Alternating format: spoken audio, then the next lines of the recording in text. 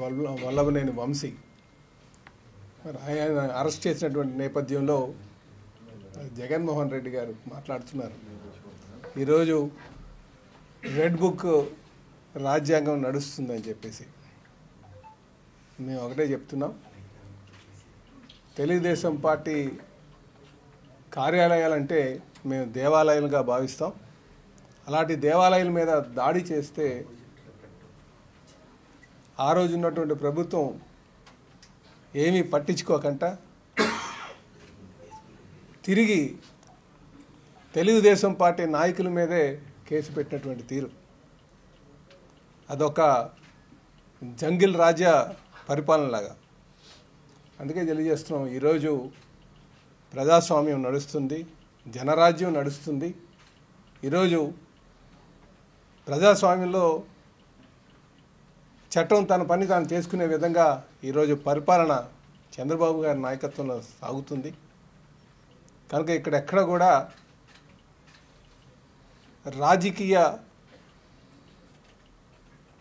ముసుగులో అంటే నేరస్తులు రాజకీయ ముసుగులో చలామణి అవడానికి కొంతమంది ఇంకా ప్రయత్నం చేస్తున్నారు. వాళ్ళందరినీ కూడా ఖచ్చితంగా దీనివల్ల ప్రజాస్వామ్యం చాలా విఘాతం. కనుక అలాంటి వాళ్ళందరికీ కూడా ఖచ్చితంగా ఊసల లెక్క పెట్టేటువంటి రోజు వస్తుంది. అదే ఈరోజు జరిగిందని చెప్పేసి ఈ సందర్భంగా తెలియజేస్తున్నాం. అలాగే జగన్మోహన్ రెడ్డి గారు మాట్లాడితే అనేక సందర్భాల్లో దళితులకు మేము నా దళితులు అని మాట్లాడుతుంటారు.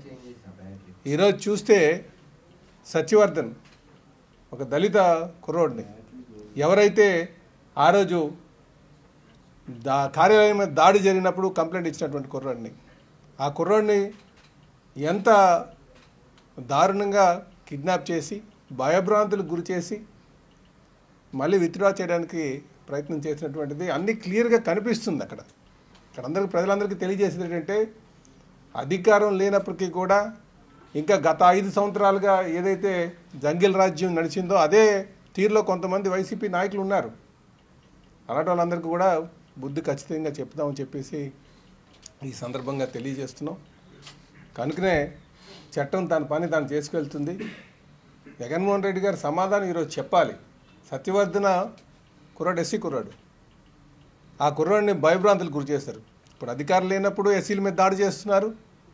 అలాగే అధికారం ఉన్నప్పుడు మీరు చూస్తే డాక్టర్ సుధాకర్ని ఏం చేశారండి వీళ్ళు తీసుకెళ్ళి బట్టలు తీసి ఆయన చావుకి కారకులు అయ్యారు వీళ్ళు వైసీపీ నాయకులందరూ.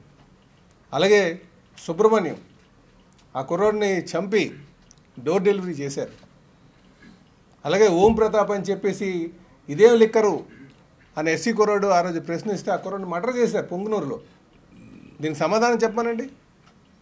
అలాగే ఇసుక అక్రమ రవాణా చేస్తుంటే శివప్రసాద్కి ఆ దళిత కుర్రాడికి గుండుకి ఇచ్చారు.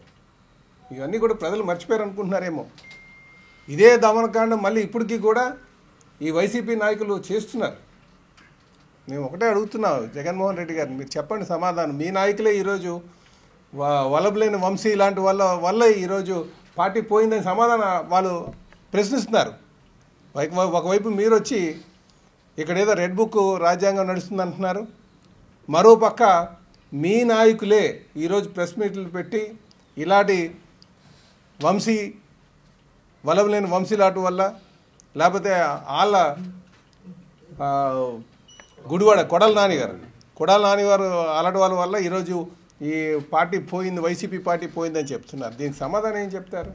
కనుక ఈరోజు ప్రజాస్వామ్యం నడుస్తుంది.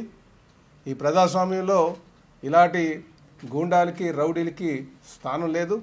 ఖచ్చితంగా చట్టం తన పని తీసుకెళ్తుంది. ఎవరైతే చట్టాన్ని అతిక్రమించారో వాళ్ళందరూ కూడా ఖచ్చితంగా ఊసలు లెక్క పెట్టేటువంటి రోజు వస్తుందని చెప్పేసి ఈ సందర్భంగా తెలియజేస్తున్నాం. కనుక ఇలాంటి వారు నేరస్తులు ఎవరైతే రాజకీయ ముసుగులో తిరుగుతున్నారో ఇది ప్రజాస్వామ్యానికి చాలా ప్రమాదకరం.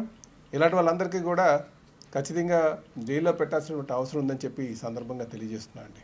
నమస్కారం. ఈరోజు వైసీపీ నాయకులు ప్రెస్ మీట్ పెట్టారు వైజాగ్లో. వైజాగ్లో పెట్టారు కదండి, ఎందుకు మాటలు చెప్పడం వాళ్ళ కోసం, వారి పేరు ఎందుకు చెప్పమంటారా? ఈరోజు అక్కడ గణేష్ కుమార్ గారు పెట్టారు కదా, ప్రెస్ మీట్ పెట్టి చెప్పారు కదా, ఇలాంటి వారి వల్లే వైసీపీ పార్టీ మంట కలిసిపోయింది అని. అయితే మేమన్నామంటే ఇలాంటి వాళ్ళకే రాజు ఎవరు? జగన్మోహన్ రెడ్డి గారు. సొంత బాబాయినే హత్య జరిగితే సొంత చెల్లికి చెప్పి ఇలాగ నేను ఎవరైతే నేరస్తులు పట్టుకుంటామని చెప్పి మాట్లాడి నేరస్తులనే పక్కన వేసుకుని తిరుగుతున్నారు. అందుకే మేము అంటున్నాం, ఇది వాళ్ళు నడిపించడానికి కూడా జంగిల్ రాజ్యం నడిపారు, జంగిల్ రాజాలాగా వ్యవహరించారు. ఈరోజు ప్రజాస్వామ్యం నడుస్తుంది. ఈరోజు ఎంతమంది ఆ గంజాయికి బలి అయిపోయారండి వీళ్ళు స్వార్థానికి, ఎంతమంది ఆ నాశరకమైనటువంటి లిక్కర్ నమ్మి దానికి బలి అయిపోయారండి. ప్రజలందరూ గమనించలేదు అనుకోవద్దు, ప్రజలందరూ గమనిస్తున్నారు. కనుక ఈరోజు ప్రజాస్వామ్యం నడుస్తుంది, చట్టం తను తీసుకెళ్తుంది. ఇలాంటి ఎవరైతే దాడులు చేశారో, ఎవరైతే దారుణాలు చేశారో, ఎవరైతే దోపిడీలు చేశారో వాళ్ళందరికీ కూడా చట్టాలు తను పని చేసుకెళ్ళి వాళ్ళని దానికి సమాధానం చెప్పాల్సినటువంటి అవసరం ఉంది. వాళ్ళు ఊసలు కూడా లెక్క పెడతారని చెప్పి తెలియజేస్తున్నారు.